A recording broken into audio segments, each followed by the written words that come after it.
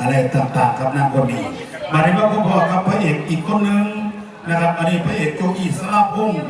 นะครับนี่หลากหลายพอยีวี่ได้เพิ่งผ้าอาศัยนะครับเต้นพร้อมร้องพร้อมนะครับต้นทุนเสียงดีนะครับเป็นพระเอกท่านที่ของศิลปินผู้ไทยนะครับแฟนคลับทั้งหลาย200 กิโลเพื่อกระตานะครับแฟนคลับทั้งยุ่งทั้งภาคเปิดหลายแห่งเอาเพื่อเข้ามาสวัสดีครับสวัสดีน้องท่านจังหวัดกาฬสินธุ์ครับผมโจอีสระพงศ์มณีศรีได้ยิบเอาก่อนร่ำของครูบาอาจารย์ท่านคณะฝ่าจีข้างของคุณพ่อคุณพี่หน่อยเสียงทองเด้อครับผมก่อนร่ำคือบังไฟครับผมเป็นทั้งนอกกาฬสินธุ์ครับเดี๋ยวกลับมาร่ำสู่พี่น้องฟังพิพาทประการให้กับให้อภัยลูกหลานเด้อครับผมกำลังครับต้องพอก่อนน้ำคู่ครับผม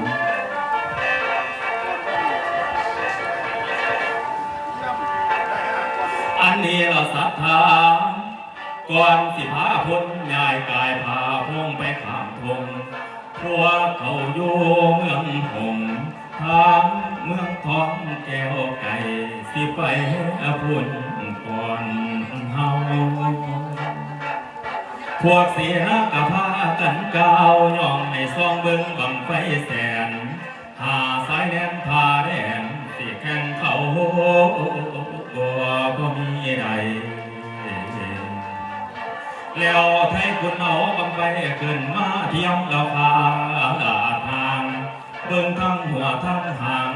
กันวันลูกสงามโกกูสุทานเหลียวเบิ่งหางไม่กระป้องเลี้ยงพ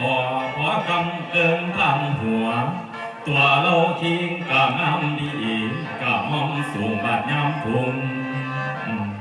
ขึ้นสูงเด้ออย่าลงมาคายหน้าพี่ให้ได้ไอ้คนดีเมื่อเป็นเมียอายุสอนสิมีย้อนเจ้าผู้เดียวลาแทบจากหัวมาสู่ท้าย16คือพอดีก็มีไผ่งามคือลาบางห่างที่บางบังเพิ่นว่าคือที่หนึ่งได้เป็นตัวบ่มีรองคือที่สองแม่นผู้ใดก็ยอมแพ้คือที่สามขึ้นแล้วลงมาแย่ผู้คนดูโยไตลางคือ14ผู้หมู่สาวน้องแม่ห่างได้แง่หน้าพอนั้นคือที่หาพากันอกซอกสั่งพอแตกเครื่องเป็นผุยผงคนเขาเอาลงตรงกับพงสีอย่างนั้นย้อนเกือบที่6ตกลงดินละโมขึ้นกายหัวคนให้แตกตื่นเกือบที่7ไปลอยอ่อนหน้าเขาเลยทาต่อพนันเกือบที่8ฟังเสียงดังอยู่จันจีนายร้องอยู่ถึงหัวเห็นแต่คำขัวโน้ไปเบิ่งดาวอยู่ทั้งป่า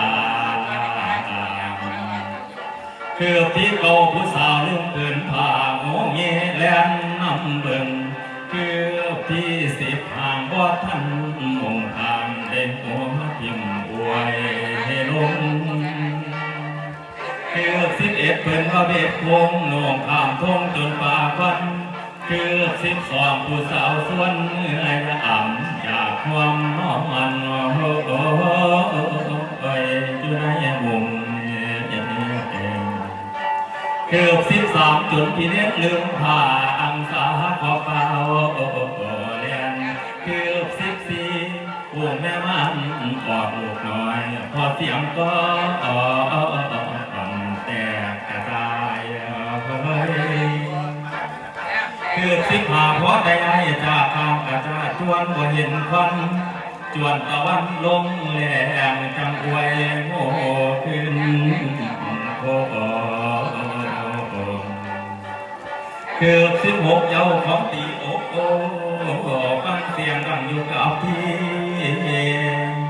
ละมาตกโศกทั้งบ่ดียานบ่มีน้อบอนได้ไว้นาน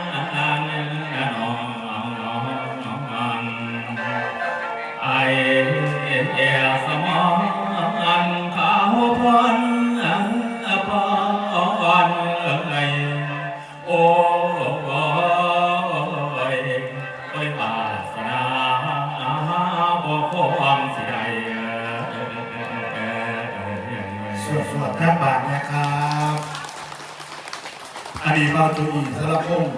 นะครับมาอยู่ที่พอจะปีเลย ปีนี้เป็นปีที่7แล้วครับผม ปีที่7ปีหน้าปีที่8ครับ ปีหน้าเป็นปีที่8นะครับเป็นคนใจหักหมอลำอันนี้ก็ต้องนั่งอยู่บริษัทอันเต็มเพื่อกันนะครับที่ผ่านชีวิตก็เป็นหมอลำนะครับทำทุกอย่างเพื่อพ่อนะครับซอยที่ซอยกินทุกอันทุกอย่างโอ้ยมาพระเอกอัจฉริยะคนหนึ่งของศิลปินผู้ไทยนะครับจากดินสุดาวนะครับหมอลำมันต้องมีด้วยนะครับพี่น้องแต่สิ่งที่เพื่อนแน่นี่รถแน่เป็นหมอลำผู้เจ้าขนาดไอ้รถเด็กเพื่อนอยากให้ลูกเด็กเพื่อนให้ลูกเขาเป็นหมอลำเด้ออันนี้พ่อจากเข้าหน้าครับครับพอตายดีจากแล้วเต็มแม่เอาไปสวีก่อนวันนี้เขาถือว่า